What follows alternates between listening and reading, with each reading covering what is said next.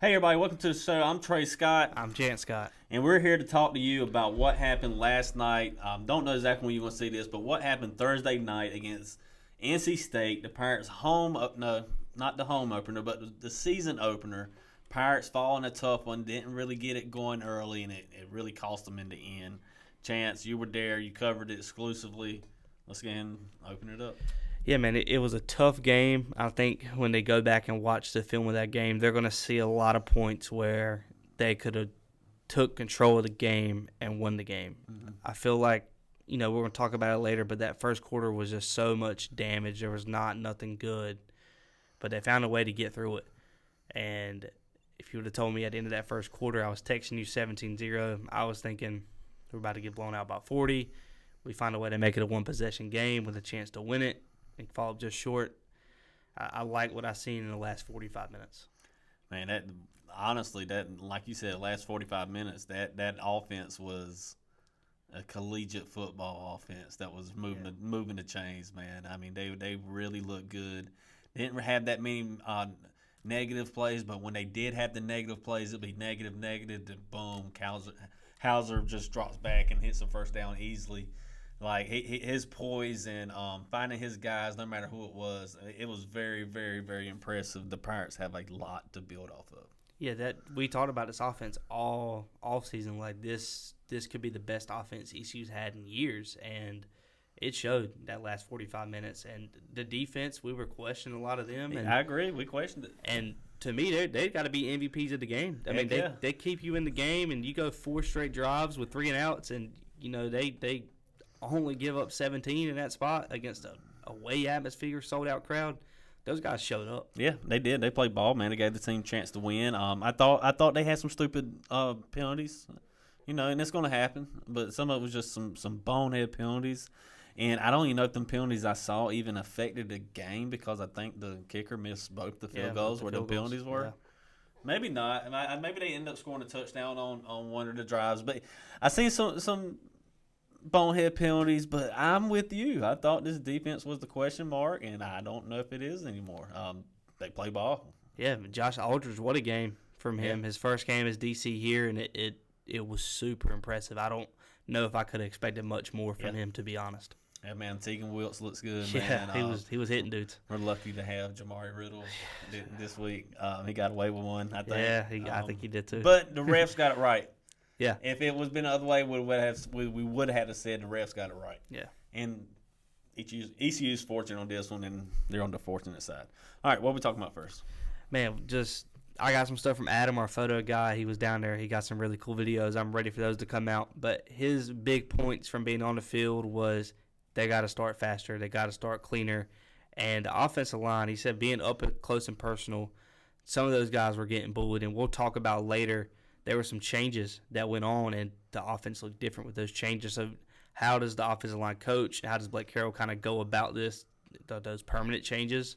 They're going to go in practice. Just how do they balance that? Because that was a really good defensive line they were going against. I'm excited to see what changes are made and how much they really improve off of this. Well, and they had a chance, man, down at the end, and Harold went ahead and put it point is day. I mean, he said it right here. We didn't get off to a great start. Still kind of feeling our way through. And that start really put them in the hole. But even after that, they fought back. They showed fight. Down to the 4th and 1. They had a chance to tie the game, if not win the game. Down to 4th and 1. What do you think about the call? I don't hate the call. I wish they ran it to the other side of the field with more space. Let your tight end, if he's going to be one-on-one with the safety, let him have some room to work. And but you got to give credit to NC State. They blew it up. They seen it coming. That safety was crashing as hard as he could come down, and he made a good tackle. You don't see a lot of open field tackles from a safety on a bigger tight end, and they did it. And if we would have got the first down, everybody's calling JD a genius. He didn't get it because of failure. So man, I absolutely didn't like it. Yeah, I didn't like it. I'm nobody. I've never called offensive plays in my life, so my 2 cents doesn't matter that much. But I do not. 4th and 1, you have to get past the stick, and the ball never passes the stick. If you're not running and you're throwing the ball, and you throw the ball behind the line of scrimmage, I don't like it. Hauser was fighting his guys all second half. I mean, he looked great. He was did. calm in the pocket. I think he could have found somebody 4, 5, 6, 7 yards downfield. The end zone we're right there on the 9. The end zone was helping out, but it still was enough space. I think they could have got it in. But, hey, they didn't. They didn't. They had a great chance. Unfortunately, they fell short. Harold even mentioned that they were going to go for 2. I know you asked me during the game, do we go for 2 here? So they were definitely looking to win, and it also looked like that when they were running the clock down. Yeah, that's another thing I want to talk about. Just how I feel personally is the way this offense is tempo-based, rhythm-based. Do you slow down in that situation? Do you let it go under the 2-minute? Do you just go score and make it yes, you want to play one possession, you want to go for the win with going for 2. But with this offense, they were moving, and they slowed down, and I don't know if that maybe just kind of affected them a little bit, but that got NC State's crowd in it. You let a 4th and 1 with the game on the line with that kind of crowd, it's going to be hectic. And I kind of wish they would have sped it up. Just go ahead and score. If State comes down and scores, hats off to them. Our defense was showing up.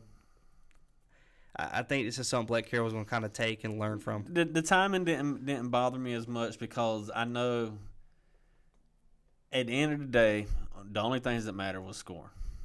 The clock was secondary. So the clock was secondary. So whether they score with a minute left or with 2 minutes left or with 10 seconds left, it didn't matter unless you scored. Yeah. So getting the right play, getting the right personnel, that's more important than rushing or overdoing it by taking your time. So, it's great points. It's great. I'm sure, like you said, Harold will go back and look at it and see what type of situation, how we could have done it better. But I think most important part was getting that touchdown in, and they didn't, man. Yeah. They started to drive off so good. It was like bam, bam, bam. I'm like, we're here. Yep. Like, we're here. I was texting somebody when State missed those 2 kicks. That was revenge for 22, and we're about to go win this thing. And it just, I think we would have won it if we get in the box. I really believe it. They had it. They had it in the hand. All right, let's take a deeper dive, man. What did you see from the team, the roster? You got the snap counts here down.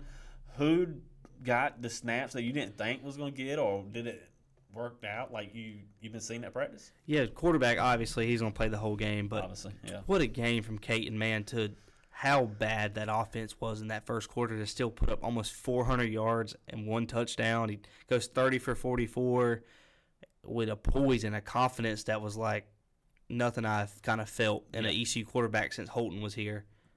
I felt really confident that this guy is going to go make the play.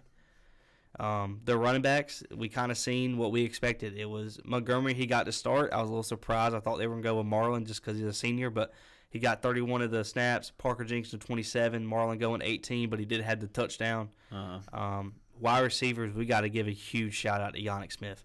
Yeah. 78 total snaps of the offense, and he's out there for 72 of them. Just his blocking on the perimeter was huge. His route running, he played a phenomenal game. Anthony Smith, he played a great game. He had a big catch, and I thought he was going to take one to the house, and Hauser just missed him. He played up to par. Yeah, nothing like you said. These wide receivers, they need to be shouted out, especially the next guy. Man, Brock Spalding just got it. Kind of, I'm not gonna lie, I've been overlooking him. He's been a guy that's been here. He hasn't really produced a lot. He's been in the slot. He'll make a couple catches, and you'll kind of forget about his day. But he made every play when it mattered. I mean, you can tell Hauser was looking for him. Yeah, it was insane. That catch on the outside, he's running away, ball's going to the sideline, and he grabs it almost for a first down. I feel like that kind of got ECU's momentum going. And then that long catch, he's a 5'10" receiver catching an over-the-shoulder ball over one of the best DBs in the ACC. And I don't want to slight Spalding here, but I give all the props to Hauser on that. Yeah, don't get me wrong, he made plays. But if your quarterback doesn't trust you, he doesn't throw you the ball. Yeah, and that's why you overlook Spalding, because he's been overlooked by his quarterback as well. Hauser definitely didn't overlook them. We know him now. Yeah, he was big first thing. It's 3rd and long. Boom, he's hitting them. Yeah, that was very impressive. That's one thing I love about week 1. We get out of practice days, we get out of summer days, we get to really see who's developing chemistry, who's a guy that we don't know about, who has got better. And we've seen some stuff. I cut you off in the middle, but again, finish the wide receivers. Yeah, man. You talked about maybe a guy that snap count was a little bit lower than I expected. Jaquez Petaway, we heard all offseason this guy is going to be the slot guy. He's the guy. And honestly, it kind of felt forced early in the game. They were trying to get him involved too much, and I kind of feel like State was filling that out. And his snap count only got up to 20, and I expected at least 30 plus. But Peyton Mangrum, he's a guy from South Carolina that did not play a lot. He's I think a 6-year senior. He came in, he played solid. He looked really good in pass pro. John Waiters, we heard about him some in the offseason about kind of developing from his first year here. And Tyler Johnson, only 11 snaps. I was a little shocked that he didn't get as many, but with Yannick taking up 72 of them, it is kind of hard to get on the field. And the next guy you're going to mention, this is the guy I was looking on the wide receiver corps because he kind of looks like one. But give him credit. Dude's a big dude. And the tight ends, I will torture this name, Desiree Riles, man, he made some big plays. Yeah, he was a big target, big catches. He played awesome to me. Yeah, he was a guy coming into this year that I was expecting to take a big jump. Now I was expecting 66 snaps out of him. Right. No, you're talking about a tight end that has so many responsibilities to play that much offense in a big game, in a tiring game. He played his tail off, and the guy right behind him, he had just as much credit for that long touchdown catch he had. He broke off 3 NC State defenders, gets in the end zone. That touchdown it had the ECU fans on their feet. It had the ECU players. You could feel a momentum switch. You could feel the energy come back up to them. And both of those guys are going to be massive weapons in this offense. I agree. I like the pieces they got. ECU's 21 total players. It's a lot of guys to be going in and out. As you got written down here, Petaway started in the shotgun, but only played about 20 snaps. What's up with that? I don't know. I was a little surprised of that in that situation because he felt like a guy. Even seeing him in the spring, he would just show up out of nowhere. He'd make a catch and boom, he's gone 40 yards in it. I don't know if maybe they wanted to get his rhythm going and if things weren't really going his way, but I would like to see him get more touches, even if it's try to get him down the field, man. If we felt like we were forcing everything to 3-yard, 4-yard plays. Well, just week one, you never know how the opponent's matching up against you. You never know what's going on in the locker room. You never know what's going on with the player. So just week one, we can form an opinion, with the upcoming weeks. What do you see from the defensive side, from the defense players and their snaps, and anything surprised you from that? Man, they played great. I can't give these guys enough credit, to be honest with you. Just J.D. Lampley, you know what you're getting out of that kid. Yeah. He's been here a while. But Xavier McIver, I think is how you say his last name. He's coming back. He was here for 3 years before he made some big tackles. He gets back here, and he's the same kid I remember, just always into play. Like he's got a knack for the football, which is you don't hear that as a defensive lineman. But he played a huge game. Preston Carr was big. Ryan Roseburn, the Greenville kid coming back, he was massive. Yeah, he made some plays. To my only surprise on the defensive line was Benton. He was a guy coming from Houston that we kind of thought he was going to become the next big nose tackle here, and he only played 9 snaps. I don't know. You never know what's really going on, but I was a little surprised at that. Raheem Craig, he made the plays. He almost had to pick. He swatted down the screenplay. Just massive for him. The nickel was a big spot for me. Gene got the start, and he felt really outmatched. It looked from the press box that they were abusing him. And they went to Merrill, a true sophomore, and he made the plays. He was everywhere. Nice. I was loving that.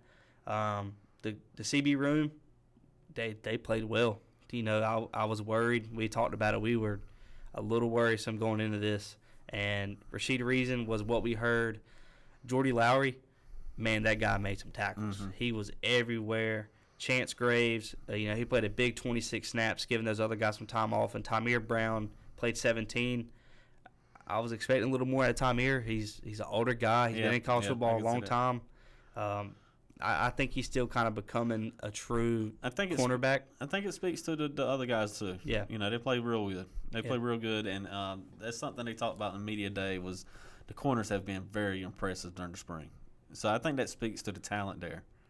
Keep on. You got this. I cut you off before you got to the safety group. Yeah, the safety room, man. It was the two guys we expected. There was nothing. Yeah. I love that.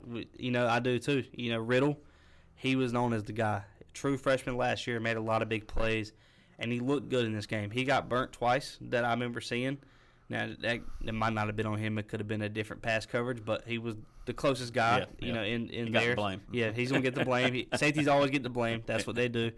But yeah, he still played really solid. He was really good defense on their slot receivers. I seen him a couple times on Justin Jolie, a really good tight end, and he played solid. But Tegan Wilt, I got to give him more credit than what I was. Man, that guy, I was worried about him in pass coverage because he's always been known as more of a downhill safety. He likes to hit dudes, and he played pretty well. He got an interception, but it was thrown right at him. We take those. But he played a really solid game, man. That safety room is really, really special. Okay, let's break it down. Let's go a little bit farther. That was just snap count, offense, defensive side. Next up, let's compare really the tail of the game. ECU lost the first half and won the second half. Yep. It's fair to say that. It's just they lost the first half tremendously. Well, let's compare it. Go ahead and drop this off on me.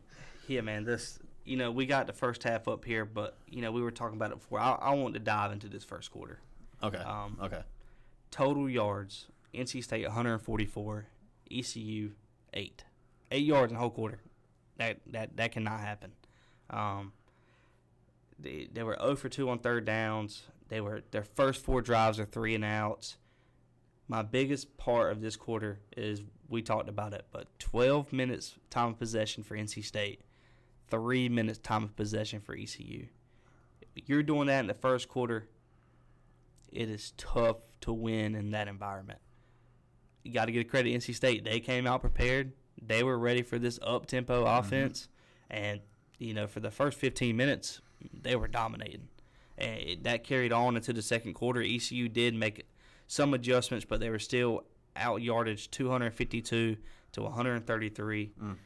The biggest negative in this first half was the rushing. Negative 25 rushing yards.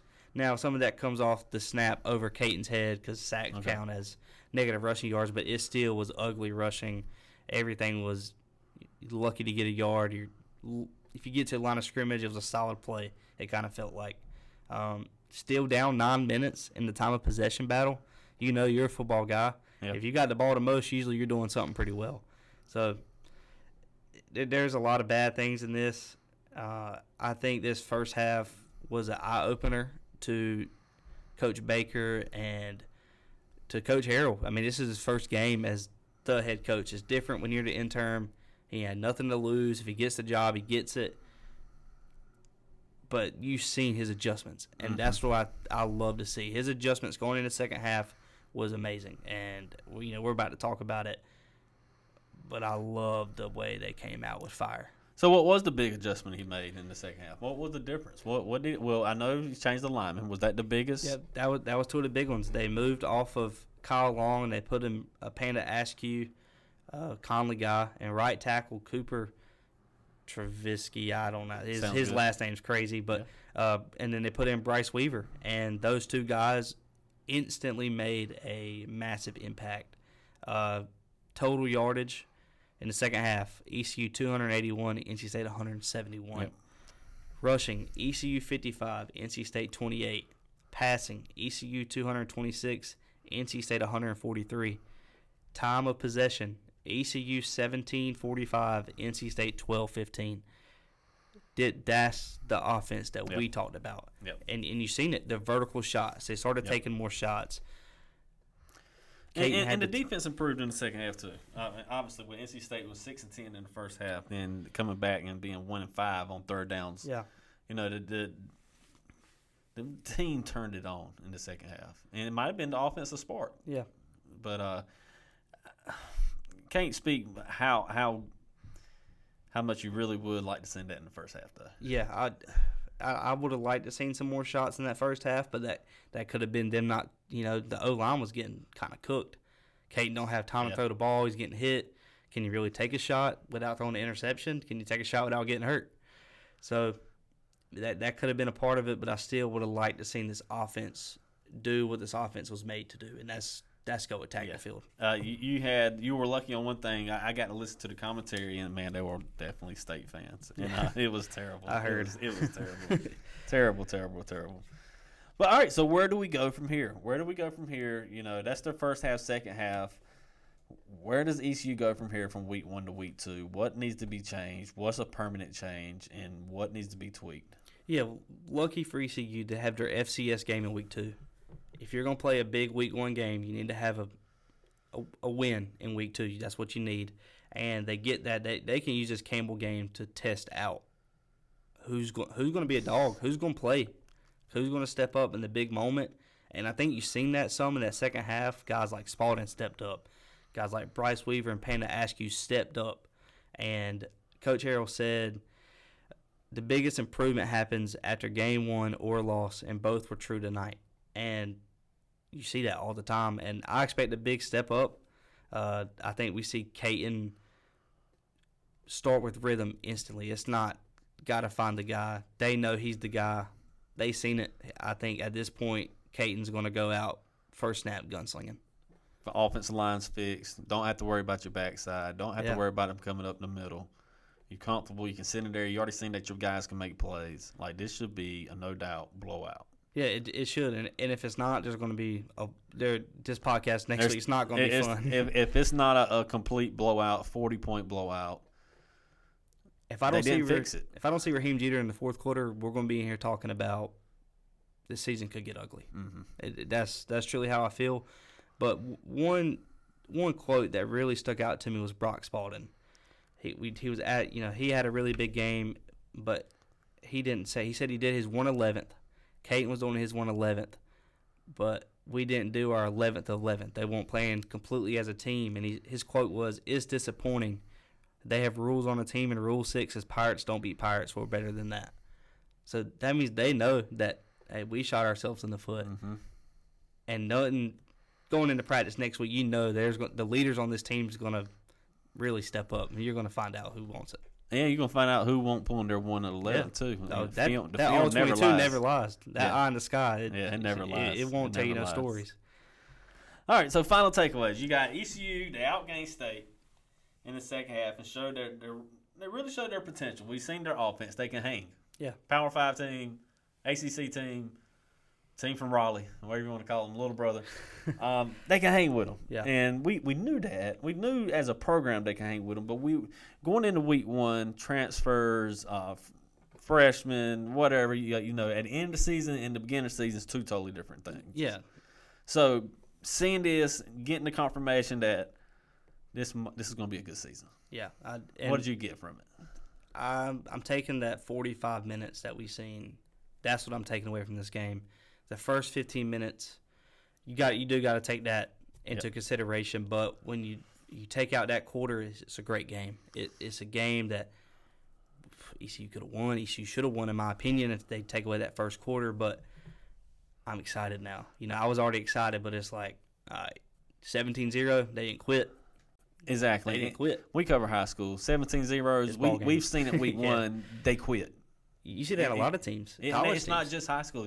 Right, it's college teams. So knowing that you've seen that fight back from them, from the Wilt, from the Spalding, from Hauser, from all of them, knowing that you've seen that fight back shows you that this is a team that the fan base can stick their heart on and really follow this team. This is going to be a great, fun season.